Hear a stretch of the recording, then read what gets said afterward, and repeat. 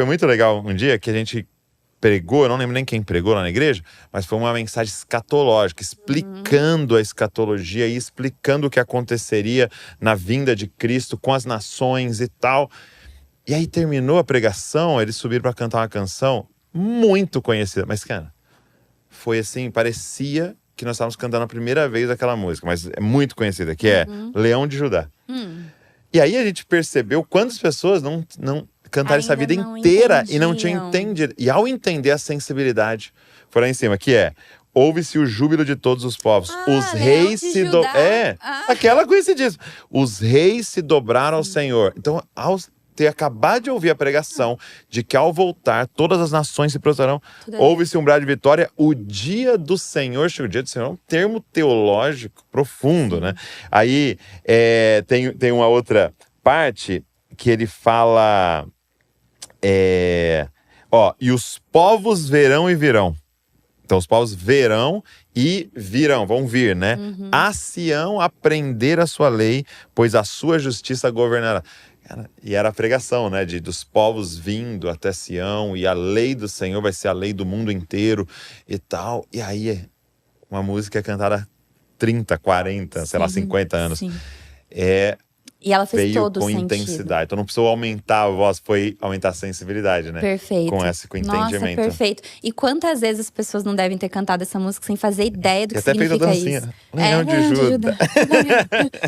Recentemente aconteceu algo parecido lá na igreja, mas foi com aquela... Tem um medley que a Ariane fez, que é O Espírito de Deus está aqui, Leva-me à Sala do Trono, aí várias músicas, né? Tem a e mesma aí, linha. isso, aquela Sala do Trono, que é Pai, eu quero te adorar em espírito e em verdade, eu quero contemplar tua glória e majestade, não apenas no átrio, mas no santo lugar, eu quero te entronizar entre os querubins, leva-me à Sala do Trono, pelo novo e vivo caminho, pelo sangue de Jesus, eterno sumo sacerdote, né? E aí... Beleza. Tá vendo? É muita teologia. É muita. Do Antigo e do Novo Testamento. Não, Hebreus. Perfeito. E o tabernáculo, tudo ali então. acontecendo, né? E aí, a gente tinha escolhido o repertório e tudo. E o Jonatas, né, o Espírito Santo, falou assim… qual é a música que vocês vão cantar no domingo e tal? Eu fui falando, daí ele falou assim… Você sabe se o pessoal da igreja sabe o que é átrio? Exato. Aí, assim, pra mim, que dou aula de culto, eu sei o que é átrio. Eu falei assim, faz sentido. E eu lido com isso o dia inteiro, né? Aí eu pensei comigo, vou fazer um teste. Eu cheguei numa pessoa da banda, peguei ela no cantinho e falei assim: você sabe me explicar o que é átrio na Bíblia? Aí ela, deu uma rateada. Eu falei, se a pessoa da música que não tá sabendo, é capaz que o pessoal da congregação não saiba. E outro dia eu fiz essa pergunta numa palestra para ministérios de música. Eu só estava com músicos e líderes. E dei esse exemplo, eu falei, vocês sabem o que é átrio? De 50 pessoas, uma soube me responder o que era o átrio na Bíblia. Que é o pátio lá no tabernáculo, no templo. E eu falei, como é que eu vou fazer com poucos segundos de ministração aqui para explicar? Porque a gente tem um monte de termo da teologia. A gente tem uma teologia muito bíblica, cristológica. Mas que se as pessoas não sabem minimamente o significado das palavras ali, elas vão cantar sem entendimento. E aí eu precisei ali… E não vai fazer mal, mas não vai fazer o bem que poderia. Exato, vai ser… eu gosto dessa música, canto a vida inteira, é emocionante. O átrio deve ser… sei lá, o meu coração, a presença de Deus e tudo mais. E aí eu precisei rapidamente ali contextualizar as pessoas pra gente cantar, foi muito rápido, mas… trazer essa sequência. A gente não precisa mais desses processos, desses estágios. A gente não precisa mais de átrio, não precisa mais de uma sala, não precisa mais de um sacerdote entre nós e Deus. O próprio Jesus abriu esse caminho. Ele é o eterno e sumo sacerdote. Por meio de Jesus, não há mais necessidade de sacrifício. Por isso, a gente pode chegar com liberdade à sala do trono. E aí, a gente canta com essa intenção. E aí, faz todo sentido. Mas isso precisa ser pensado. E isso precisa partir também, Douglas, de um comprometimento de quem escolhe, de quem ministra essas canções com a teologia. Porque senão ela também não vai saber explicar. E aí tá todo mundo cantando, muito emocionado, mas somente a emoção não sustenta a longo prazo. Porque a emoção é instável, né? Hora eu tô feliz, hora eu tô triste, hora eu tô empolgado, porque é uma novidade, hora não. E no fim das contas, a vida com Jesus, ela é muito mais o que eu faço todos os dias na minha rotina ordinária do que os grandes momentos de manifestações extraordinárias de Deus ou de espiritualidade. Então a gente precisa aprender a encontrar Deus nessa teologia do dia a dia, a trazer pro nosso vocabulário, a trazer pro chão da igreja, né, pro chão da fábrica, isso que a gente estuda tanto, que a gente acha tão bonito, das pregações e tudo, pro que a gente canta e todo mundo se apropriar dessa teologia. Uma vez eu vi alguém dizendo, nós precisamos de músicos teólogos, né? E como é verdade, porque por bastante tempo isso ficou meio dividido, né? Quer tocar na igreja? Então estuda música e tal, e sabe o mínimozinho de Bíblia, né? Quer pregar? Estuda teologia e tal. E como a gente precisa de pastores que comecem a se importar profundamente com a música, porque tem pastores que não pensam, né? Que você está dando, entre aspas, né? Assim, você está entregando metade da celebração nas mãos de pessoas, às vezes, que não sabem o que é atro. Exatamente. Entendeu? E você tá ali tentando na outra metade ensinar. Poxa, todo deveria ensinar, não faria né? todo sentido que vocês estivessem juntos nesse projeto. Então esse cara fez seminário 4 anos, teologia, lá pra ele fazer essa metade. E aí daqui alguém que estudou música só. Então precisa de músicos teólogos, né? Perfeito. Que vão ministrar, que vão pregar com melodias, né? Porque é o que você falou. No fim, as pessoas vão embora pra casa cantando mais do que repetindo a pregação. Né? Então, tem pastores que se preocupar mais, mas muitos ministros têm que se preocupar. Agora, eu quero puxar a orelha da congregação também, porque, poxa, você que tá aí, você não pode aceitar ou ouvir uma música e não entender o que é. Acho que você precisa virar um bereano também das músicas. Tanto de você vai encontrar algumas que estão erradas nesse caminho, mas outras que já estão certas, como essa, como a do Leão de Judá, mas fala, não, peraí, o que é isso aqui? Como virão a Sião aprender sua lei? Do que ele tá falando? O que é o dia do Senhor? O que é o dia do Senhor? E hoje, com tantos recursos, ficou muito fácil, sabe? Você pegar aí, vai ter algum vídeo lá do Hernandes Dias Lopes falando o que é o dia do Senhor, o que é. Pega uns mais confiáveis assim. E você fala, nossa, que legal. Agora deixa eu cantar essa, deixa eu ver. Isso vai ter outro poder e intenção. Então, assim, também você, tipo, não fica cantando. Eu lembro que tinha uma assim que era mergulhar na mirra ardente. Eu me lanço na mirra ardente. Então, tá, beleza. O que é, né? O que Por mirra? Por que tá cantando isso? Qual que é o símbolo disso? Então, exato. É uma coisa muito importante. É desafiadora. Sim, e algo que a gente precisa normalizar é essa. Todo mundo é responsável pelo que acontece no culto. E ensinar a congregação que ela está servindo traz para ela também esse engajamento. E ela não precisa, aquele membro da congregação que porventura estranhe alguma música, não precisa ter medo de perguntar.